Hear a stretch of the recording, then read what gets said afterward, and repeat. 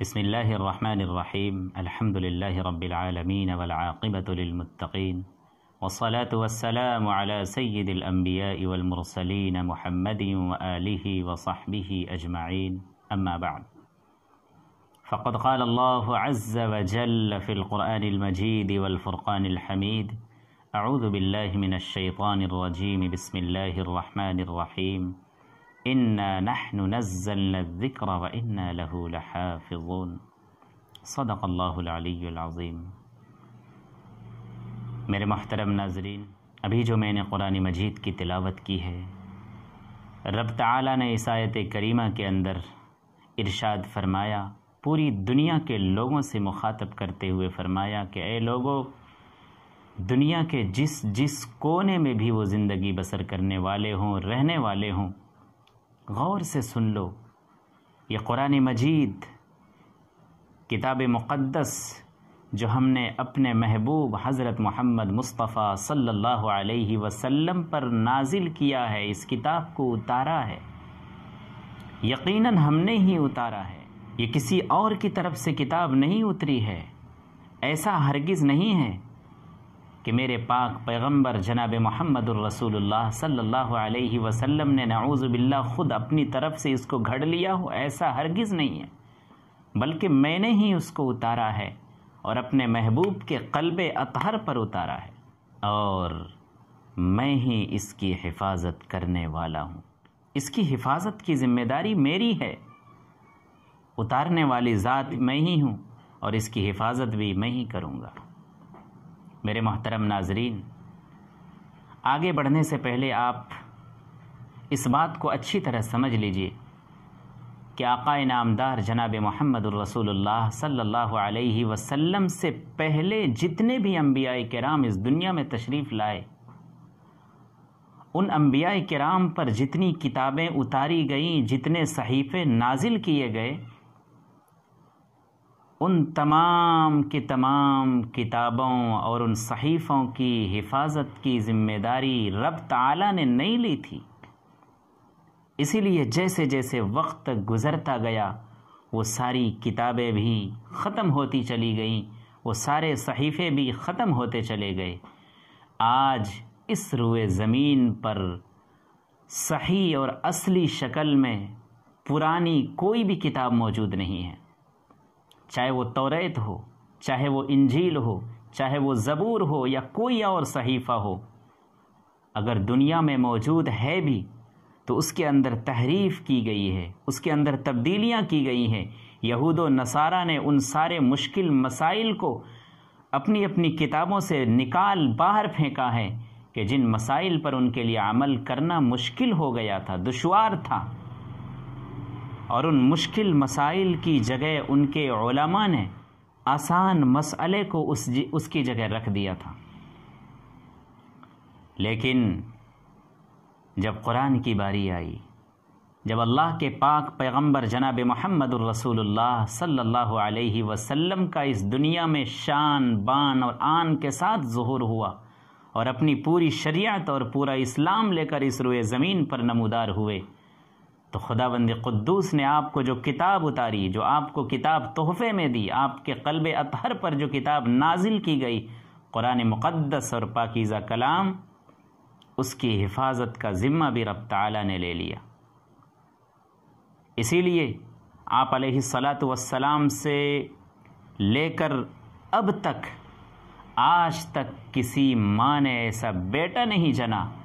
کہ جو قرآن کریم جیسی مقدس کتاب کے اندر تحریف کر سکے، رد و بدل کر سکے۔ دشمنان اسلام بہت پیدا ہوئے، غلط ذہنیت رکھنے والے انسان بہت آئے، پلید اور ناپاک انسانوں نے بہت ایسے جنم لیے کہ جنہوں نے یہ کوشش کی کہ اس کتاب کو ختم کر دیا جائے یا کم از کم اس کتاب کے اندر رد و بدل کر دیا جائے، تحریف اور ترمیم کر دی جائے۔ لیکن چونکہ خداوند قدوس نے 1400 سال پہلے ببانگ دہل یہ اعلان فرما دیا تھا کہ میں نے ہی اس کتاب کو نازل کیا ہے اور رہتی دنیا تک میں اس کتاب کی حفاظت کرنے کا ذمہ لیتا ہوں، اس لیے آج تک اس قرآن مجید کے اندر رتی برابر بھی کوئی رد و بدل نہیں کر سکا۔ میرے بھائیوں، زمانہ ماضی کی طرح آج کے اس ماحول میں بھی ایک کمینے، ایک پلید، ایک گندی ذہنیت رکھنے والے انسان نے بھی یہ دعویٰ کیا کہ قرآن کریم کے اندر بہت سی ایسی آیات ہیں جو تشدد کی طرف رہنمائی کرتی ہیں، جو انسانوں کو لڑائی پر اکساتی ہیں، لہٰذا ان آیتوں کو اس قرآن کریم سے ختم کر دیا جائے، نکال دیا جائے۔ اور اس کی ذمہ داری ڈالی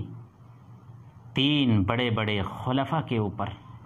سیدنا حضرت ابو بکر صدیق رضی اللہ عنہ، سیدنا حضرت عمر فاروق رضی اللہ عنہ، سیدنا حضرت عثمان ابن عفان رضی اللہ عنہ کے اوپر، کہ نبی کریم صلی اللہ علیہ وسلم کے وصال کے بعد یکے بعد دیگرے یہ تینوں خلفاء نے اپنی اپنی خلافت سنبھالی اور اپنی طاقت اور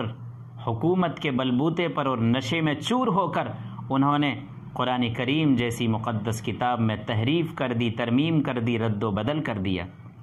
یہ اس ناپاک اور پلید اور گندے انسان نے صحابہ جیسی مقدس جماعت پر یہ الزام تراشی کی اور الزام لگایا۔ اے پلید انسان، میں تم سے یہ کہہ دینا چاہتا ہوں کہ یہ وہی حضرت ابو بکر صدیق رضی اللہ عنہ ہیں کہ جن کے بارے میں نبی کریم صلی اللہ علیہ وسلم نے ارشاد فرمایا تھا تمام صحابہ کرام کی موجودگی میں کہ اے لوگو، جن جن لوگوں کا مجھ پر محمد پر احسان تھا میں نے سب لوگوں کا احسان کا بدلہ دے دیا، لیکن ابو بکر ہی وہ ہستی ہیں کہ جن کے احسان کا بدلہ میں اس دنیا میں رہتے ہوئے نہیں دے سکتا، ان کا بدلہ تو رب تعالیٰ کل قیامت کے دن ہی دیں گے۔ اے ناپاک انسان،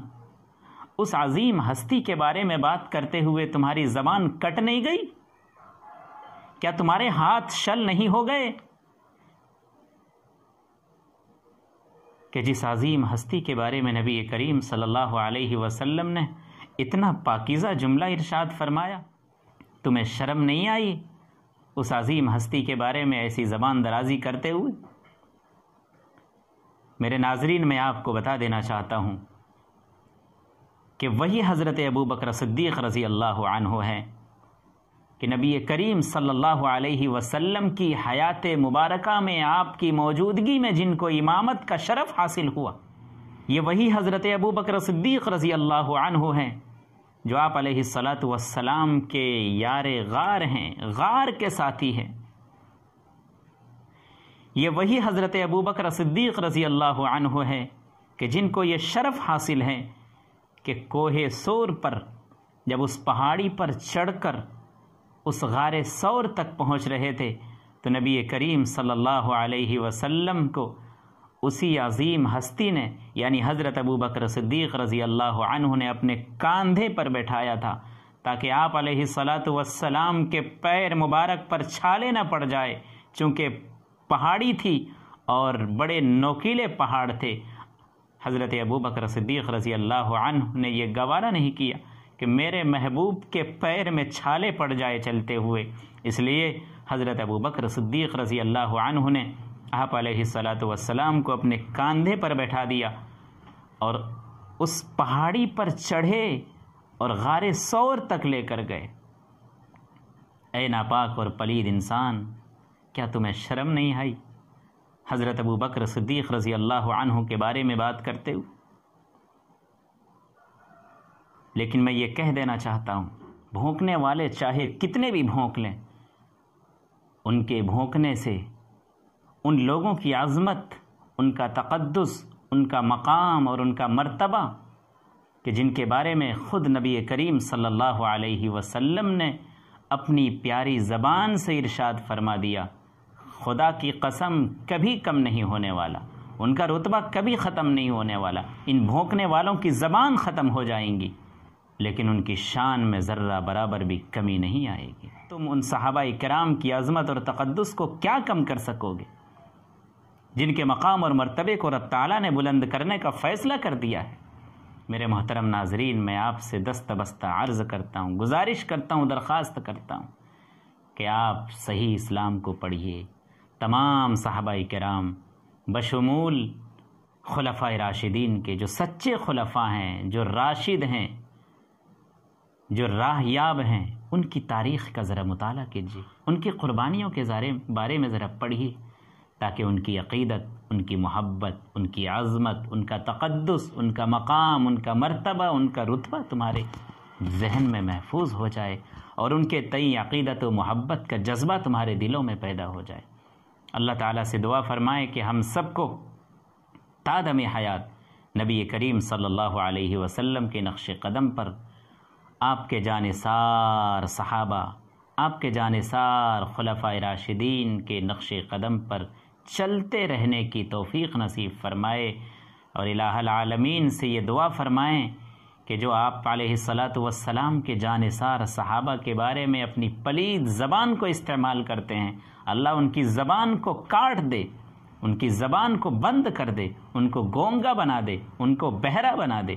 اور اگر وہ اپنے قلم کا استعمال کرتے ہیں اللہ ان کے قلم کو توڑ دے، اور ساتھ ہی ساتھ ان کے ہاتھ کو بھی شل کر دے۔ آمین۔ السلام علیکم ورحمۃ اللہ وبرکاتہ۔